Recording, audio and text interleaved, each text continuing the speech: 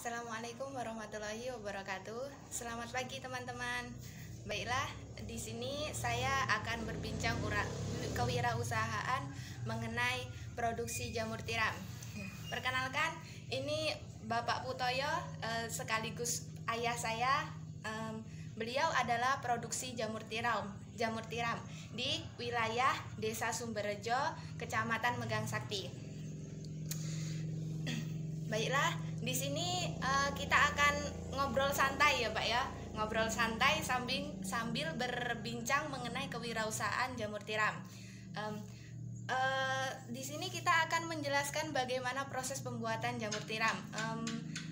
Mungkin Pak, kita ngobrol santai saja ya, dibawa santai saja sambil ngobrol, sambil menjelaskan bagaimana sih produksi jamur tiram itu.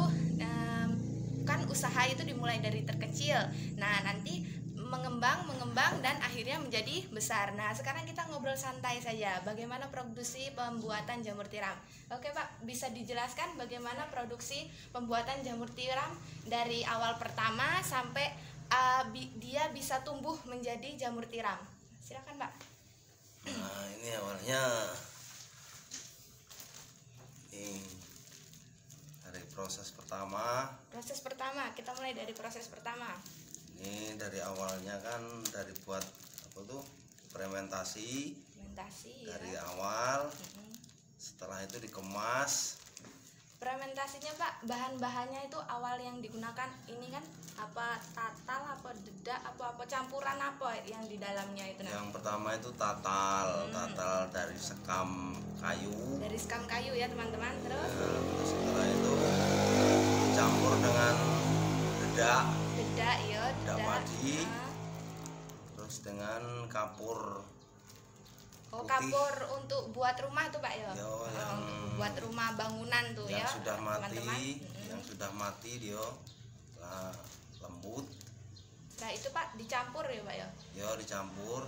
Tapi kan biasanya tuh kan dalam tatal itu kan ada yang kayunya tuh kan ada yang jelek, ada yang bagus. Nah apa kayunya tuh harus masing-masing itu kan kayu jati ini yang bagus, kayu parah. Nah kalau dia prosesnya kayunya tuh dicampur cak mana Pak? Apa harus milih kayu yang bagus yaitu tatal kayu yang bagus yaitu? Yo kalau kayunya itu yang bagus bisa. Yang bagus ya. Kalau yang kayu-kayu biasa itu cak kayu parah itu kan prosesnya agak lama tumbuhnya, produksinya. Berarti itu tatal kayu ini tergantung dengan proses tumbuhnya jamur ya Pak ya? Iya. Oh iya. Nah itu Pak proses pengadukannya kan yang pertama kan tatal, terus dedak kan? Ya. Nah teman-teman tatal, dedak, dan itu apa lagi Pak? Ya, dekati lagi.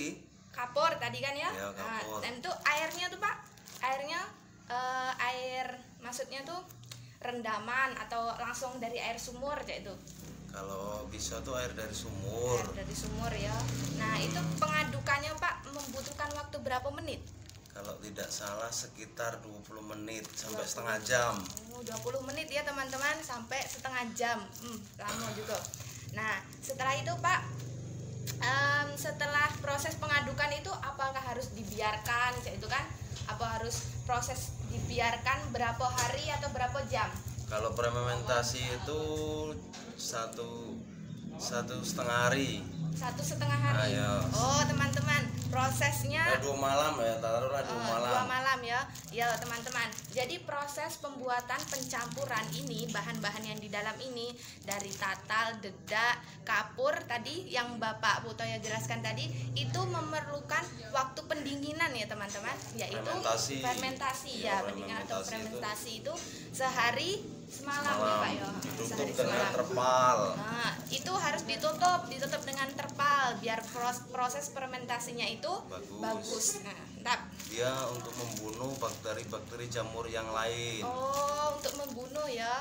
Ya berarti proses fermentasi itu bermanfaat untuk membunuh racun-racun. Oke.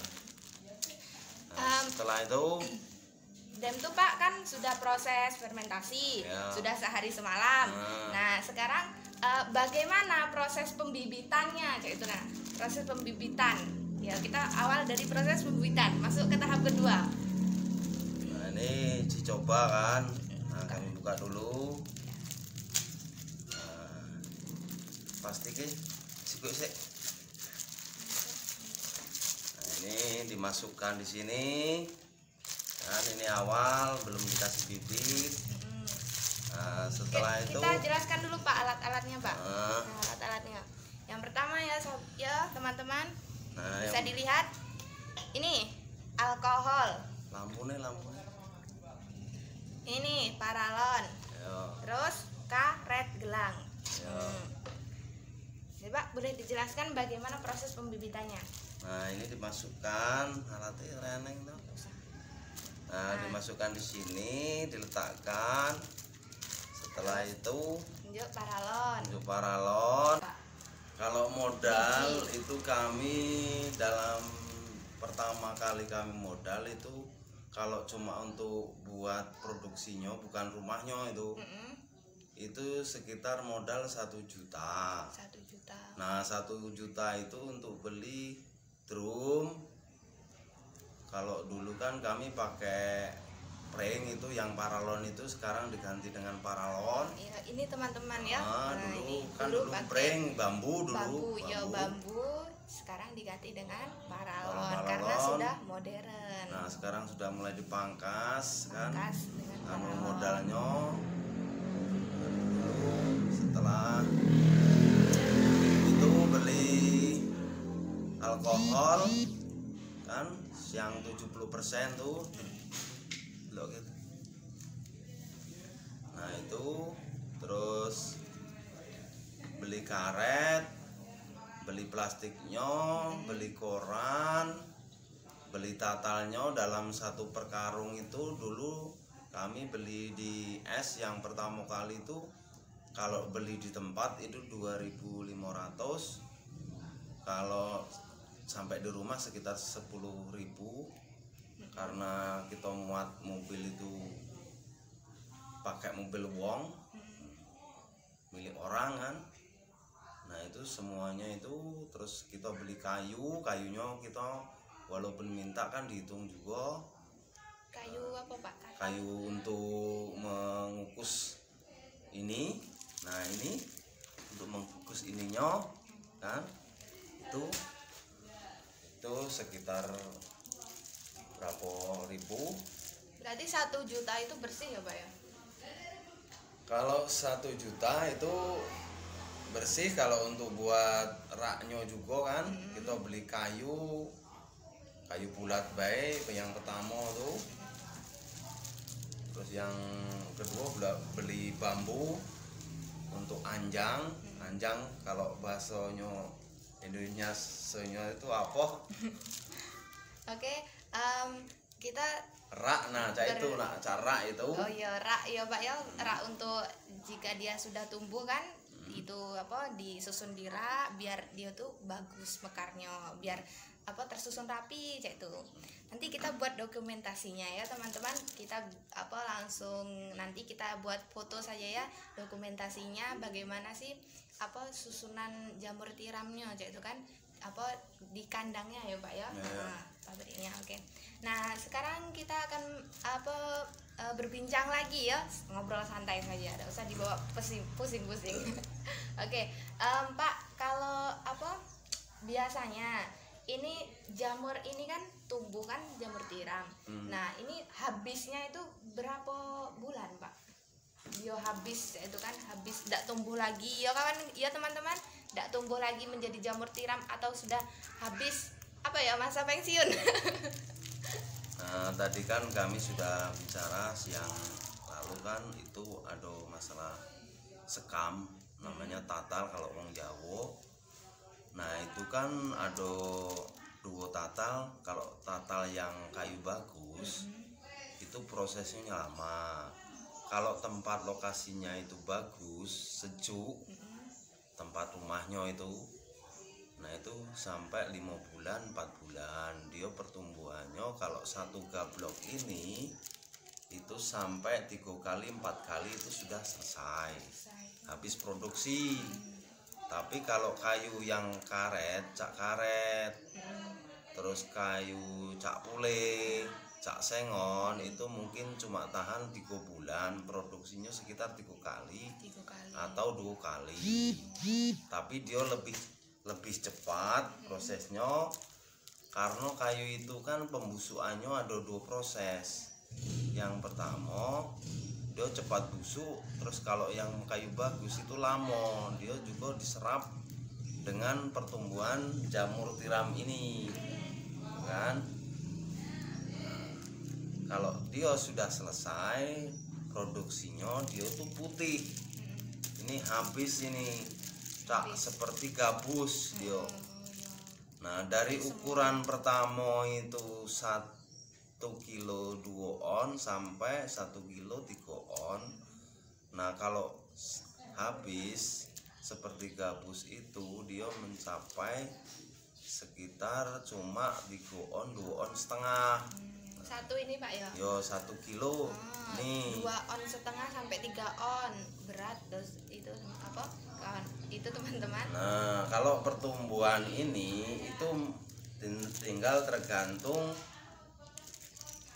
ininya. Kalau ininya bagus, dia sekali tumbuh itu 1 on setengah sampai 2 on. 1 on setengah. Yang kami bilang tadi selesai cuma itu kan ininya sudah habis, dia kan diserap ini. Nah, setelah ini diserap habis, dia cuma bobot 2 on setengah ininya. Nah ini. Nah, biasanya Pak produksinya tuh Pak, Bapak tuh sehari jamur tiram itu apa berapa kilo ya teman-teman ya, berapa kilo cak itu kan, berapa kilo apa sampai 2 kilo sehari ya Pak, seharinya hitungannya berapa kilo? Kalau masalah itu kan harus kita tempatkan pada posisi ininya. Nah, kalau ininya itu sekitar 1000 gablok, kan? 1000 bibit ini Ya, teman-teman. itu dalam per hari sekitar 2 kilo sampai 3 kilo.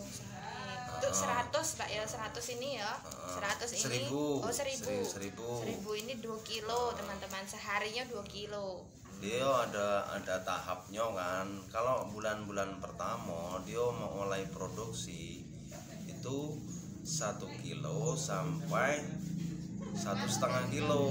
Tapi kalau setelah 2 bulan atau 3 bulan dia naik juga, ada yang 2,5 kilo atau sampai 3,5 kilo, nyampe 5 kilo dalam 1 harinya. Harinya tuh ya, Karena dia tidak menentu. Kita nih melihat kondisi lokasi dan kesejukan tempat yang kondisi untuk pembuatan ya. rumahnya.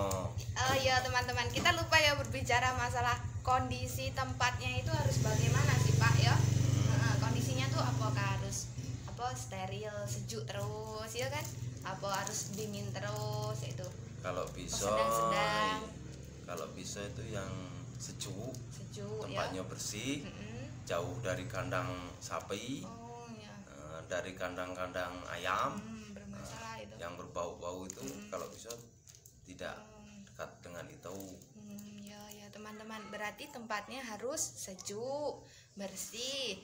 Sudah itu hindari atau jauhkan dari ternak-ternak seperti sapi, ayam dan lain-lain. Itu harus dipisahkan, tidak boleh berdekatan. Itu berpengaruh loh dengan tumbuhnya, dengan pertumbuhan jamur tiramnya itu berpengaruh ya. Pak, sekarang Bapak memproduksi jamur tiram ini seharinya Pak, Bapak sekarang memproduksi berapa ratus atau berapa ribu Pak jamur tiram? Kalau yang sudah tumbuh sekarang itu sekitar 1.400. 1.400. Itu kalau dalam sehari itu 1,5 kilo sampai kadang-kadang kalau cuacanya bagus itu sampai 5 kilo. Kalau cuacanya bagus sampai 5 kilo teman-teman. Berarti produksi jamur tiram ini tergantung menyesuaikan dengan kondisi cuaca, kondisi tempat, kondisi suhu udara. Jika semuanya itu bagus, itu produksi jamur tiram dari 1000 ini bisa menghasilkan satu harinya 5 kilo bagusnya. Kalau ya Pak ya. bagus, Kalau ya, kalau bagus tempat yang saya omong tadi itu bisa menghasilkan 5 kilo jamur tiram selama 3 bulan sampai 4 bulan. 3 bulan sampai 4 bulan.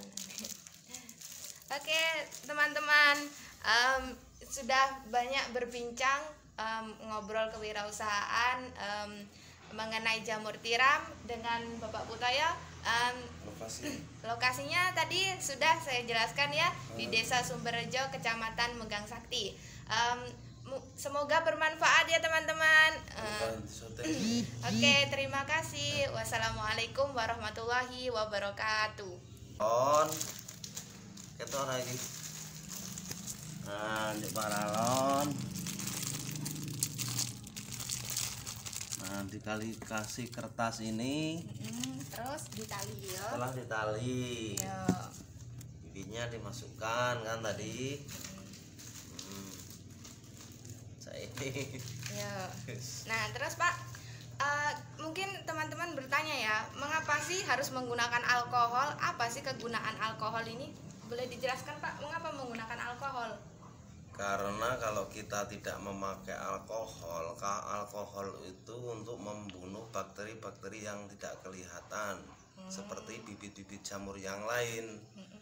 Karena kalau tidak pakai alkohol nanti tumbuhnya jamur yang lain, seperti contohnya jamur brokoli, jamur teletong, terus jamur yang kuning yang baunya agak teng itu.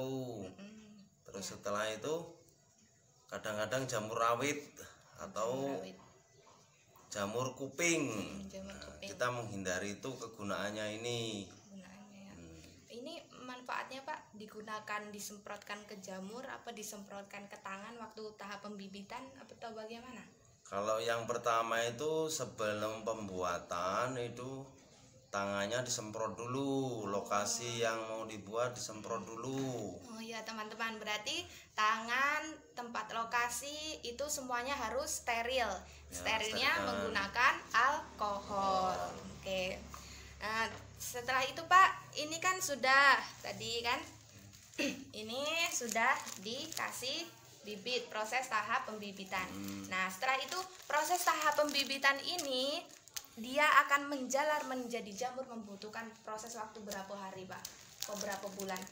Kalau awal itu yang pertama setelah dia dikasih bibit itu sekitar sampai 25-30 hari itu sudah selesai menjalar sampai ke bawah, gitu kan? 25 hari. 25 hari teman-teman. Sampai 35 hari kalau bibitnya itu bagus. Kalau tidak bagus dia ya juga tidak tumbuh, kadang-kadang ada setengah dari ini. Nah, ini namanya gablok ini kalau bahasa anunya. Coba. Berarti teman-teman ya, proses bersih ini membutuhkan waktu 25 hari ya Pak ya? Sampai 35 hari. Melihat perkembangan pertumbuhan bibit yang bagus atau tidak. Oh, berarti tergantung dengan bibitnya teman-teman. Tergantung dipengaruhi oleh bibitnya. Bibitnya itu bagus atau tidak, itu kan? Ya. Sekarang sudah, nah ini kita ada ya jamur yang sudah menjalar ya Pak ya. Nah ini normal Pak ya, bagus ya. Nah ini bibit yang bagus seperti ini contohnya. Nah lainnya hampir selesai tumbuhnya. Hampir selesai. Tinggal sedikit lagi. Ini proses sebulan Pak? Apa 35 hari? 35 hari. 35 hari. Berarti kalau dia bagus prosesnya 35 hari. Tapi kalau bibitnya itu jelek berarti sampai sebulanan ya Pak ya? Sebulan lebih. 25 hari. Kan 25 hari sampai 35 hari. Kalau yang bagus ini 30 hari sudah seperti ini. Nah, 30 hari sudah seperti ini. Nah, sekarang kita ada jamur yang sudah menjalar menjadi jamur tiram, sudah tumbuh menjadi jamur tiram. Pak, bagaimana kalau misalnya ada orang teman saya teman saya kan di kampus ya, mungkin teman-teman ada yang ingin menjadi reseller jamur tiram untuk dijual lagi kepada petaninya langsung di sini dengan bapak saya langsung ya. Berapa Pak harganya untuk reseller itu? Kalau kami jual dari Tengkulak 1, maksudnya itu dari rumah saya iya, ke antar ke Tengkulak itu sekitar 18. Tinggal dia tuh penjualnya cak mano, kalau bagus itu 18, kalau tidak bagus itu 17.000. Kalau ngambil di rumah dewe itu wong langsung beli ya. beli dewe tetanggo itu 20.000. Oke, teman-teman yang ingin berminat, ayo silakan yang ingin berminat jadi reseller jamur dari produksi Rumah Habibah sendiri ya, dengan Bapak Habibah silakan. 18.000 loh. Oke, silakan. Tetapi kalau mau beli di rumah, kami tidak menanggung ongkirnya. Silakan 20.000, boleh datang ke rumah sambil silaturahmi. Kita ngobrol-ngobrol bincang jamur tiram, boleh menambah ilmu ya Pak ya. Tidak apa-apa menjalin silaturahmi. Nah, sekarang kita ngobrol santai lagi, ngobrol khusus ya. Biasanya Pak, kalau jamur tiram seperti ini yang sudah tumbuh ini, Bapak ini produksinya dari awal pertama buat berapa ratus ini Pak? Berapa ratus? Itu dari modal apa dari apa? Dari pertama awalnya modal, dan tuh ininya